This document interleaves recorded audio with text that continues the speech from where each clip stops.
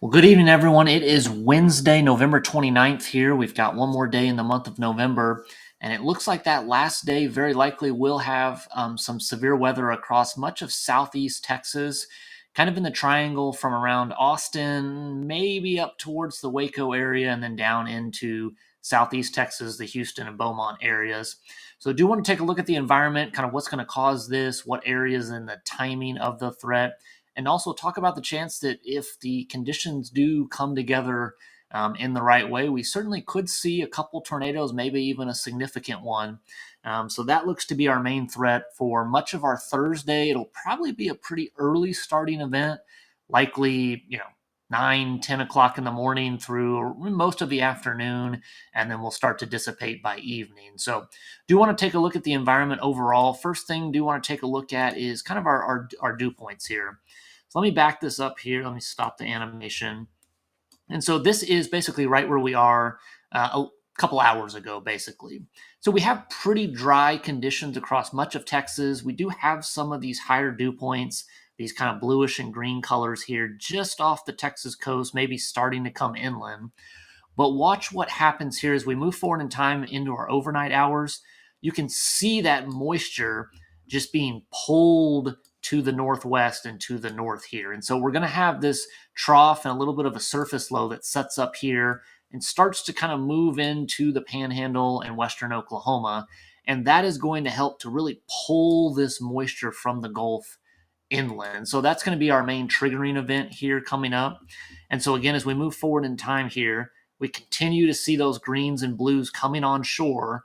And we start to even see this plume of 70-degree dew points here just off the Texas coast. This would be at 13Z, so we're talking, around 7 a.m. tomorrow. As we move forward in time a little bit more, we get to, kind of right about lunchtime or so, give or take. Right here, let me back up a little bit.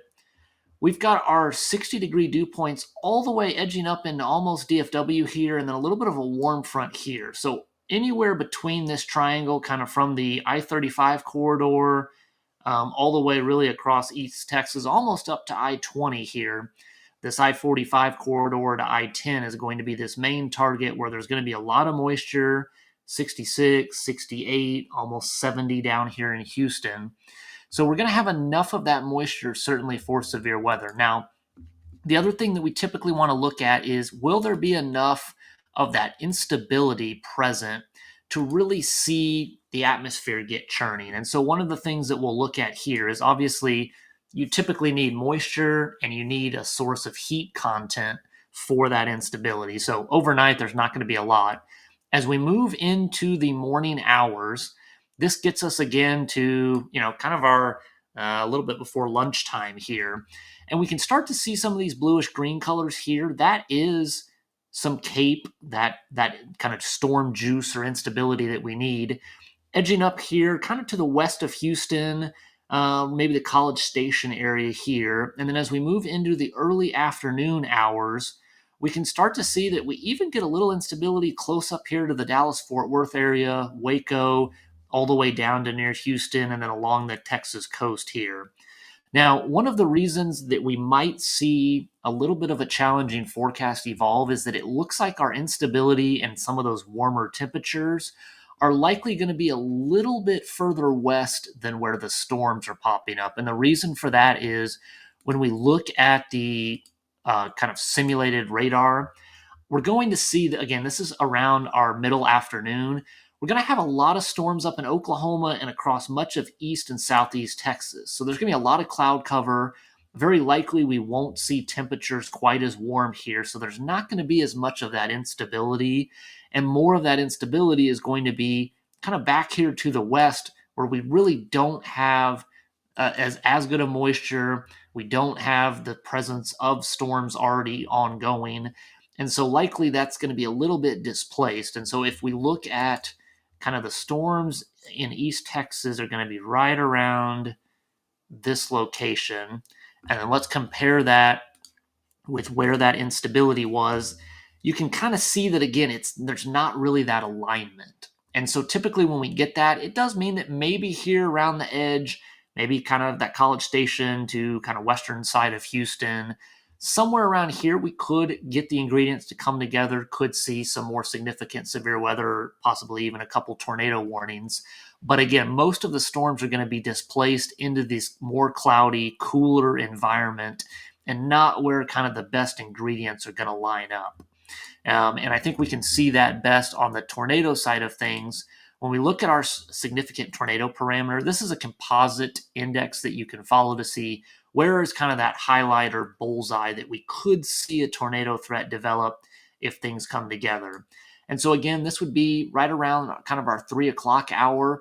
And we can see that kind of where these oranges are around College Station, kind of west northwest side of Houston, kind of up the I-45 corridor. It does look like that's likely going to be kind of our best target area where we could see storms start to rotate and possibly a little bit of a tornado threat. But again, I don't think a lot of storms are going to be here. We might get a couple storms to fire off in this environment.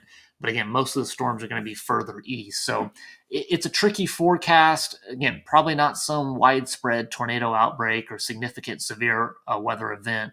But the ingredients are in place to where if things come together, it's going to be kind of a last minute type of a deal. Where are storms? Where's the sunshine? How good is the moisture quality?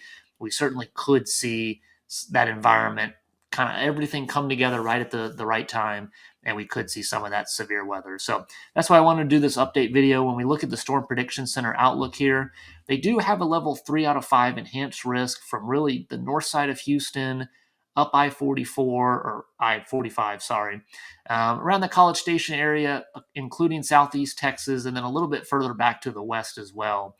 That's the main bullseye where we'll have the chance to see some severe weather, maybe a little bit of hail, possibly a tornado threat. We could see a couple isolated stronger wind gusts, maybe a little bit of hail as far north up as southern Oklahoma, including the Dallas-Fort Worth area. But it does look like southeast Texas will likely have the best chance of some stronger storms. But again, this is a very complex forecast, and so it certainly could change by tomorrow morning. But hope this update was helpful. If you are going to be in southeast Texas, certainly stay weather aware tomorrow, and I'll see you back here for the next video.